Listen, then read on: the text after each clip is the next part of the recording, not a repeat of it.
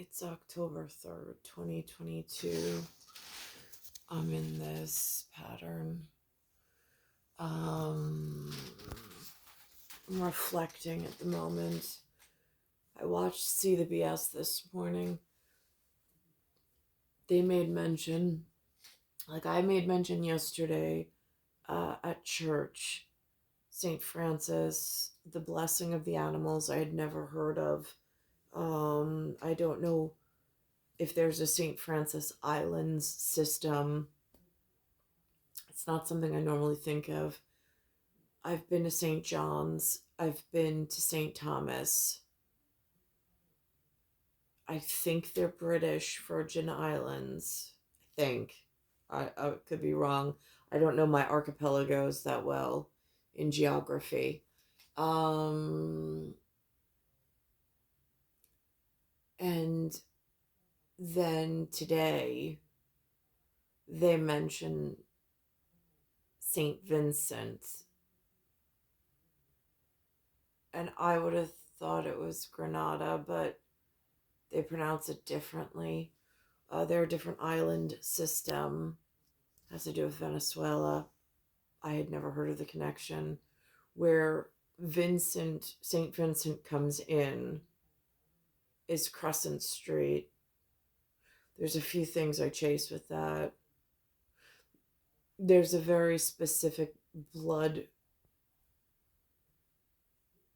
mutation that happens in certain humans.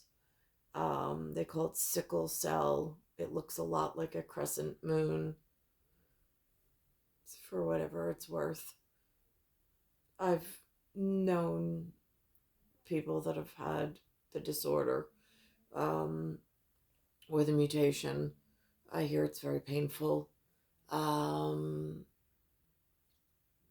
so there's that. I'm looking at the reference that they use, and the Venezuelan flag has 8 stars.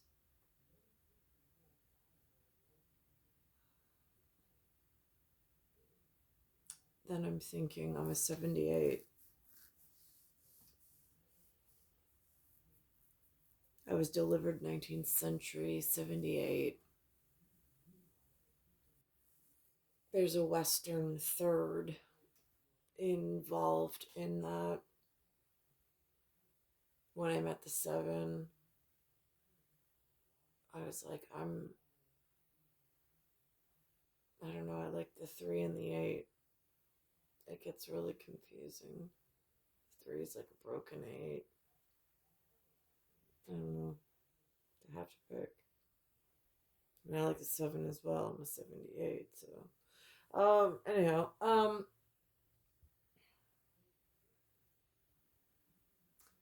so I'm looking at that. I never knew St. Vincent. And then I remember a few months back, St. John's in Astoria, Astor's place for asteroid at NASA, an agency. It said there was some St. Vincent connection.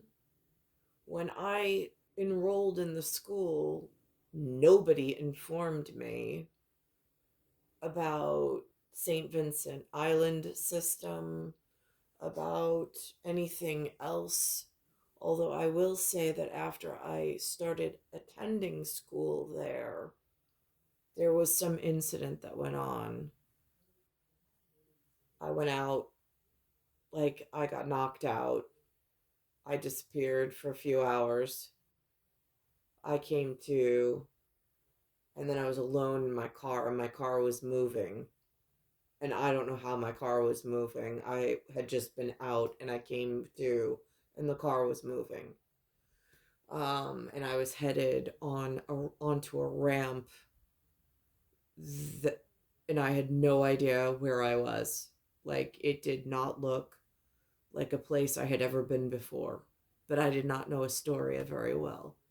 And just prior to that, I woke up and I was with kids that were, or one kid that I knew from the lunchroom. in this new high school that I went to. Um, but then again, just disappears. The memory disappears, conversation disappears, and then whatever. And I don't know what happened thereafter. Um,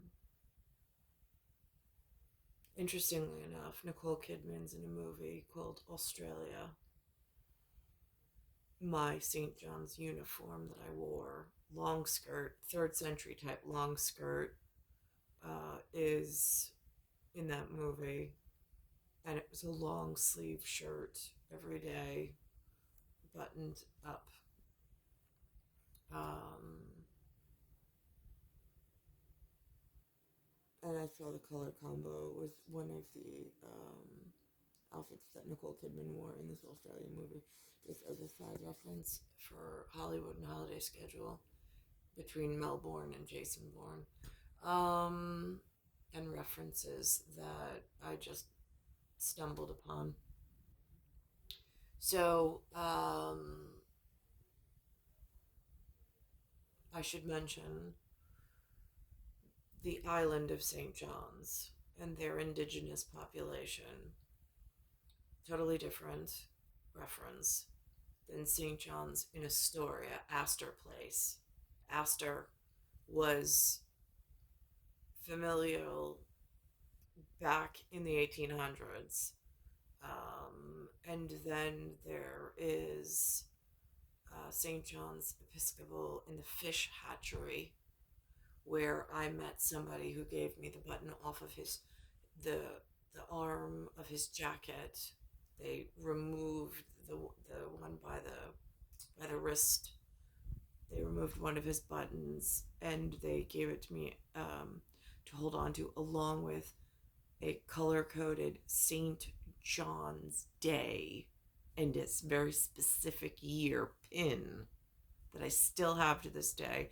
And I just recently walked around as Belle of Troy, walked around Bayside, and I showed a whole bunch of people the pin in 20th century. So now here's the reference from this morning. A controversial prisoner swap in Venezuela over the weekend. After months of negotiations, 7 Americans were exchanged for 2 convicted drug smugglers who have ties to Venezuela's ruler.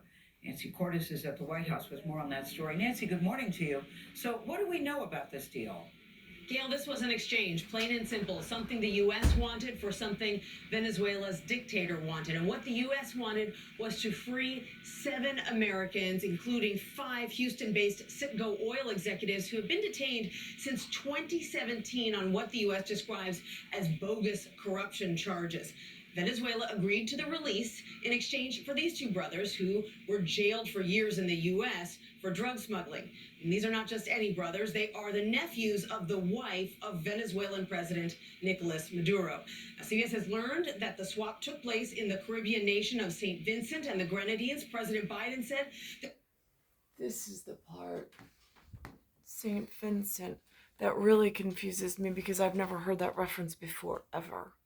I just recently was at Macy's and they said that there's actually a Hispanic federation that they're raising money for every time you swipe a transaction and you buy something over that weekend in Macy's.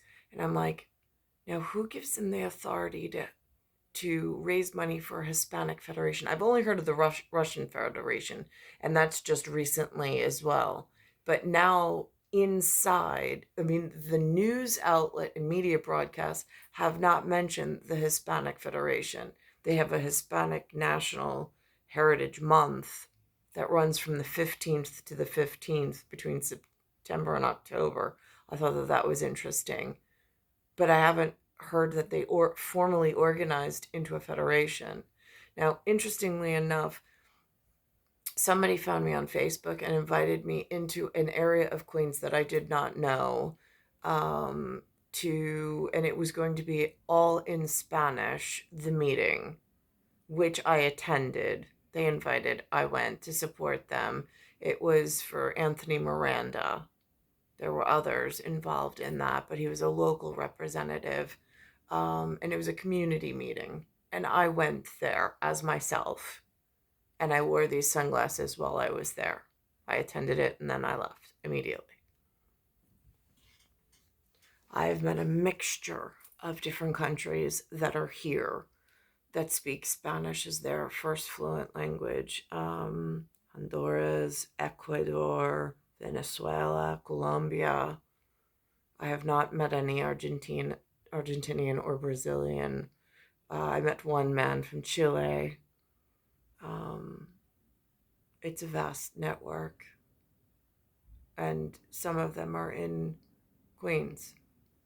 I can verify that.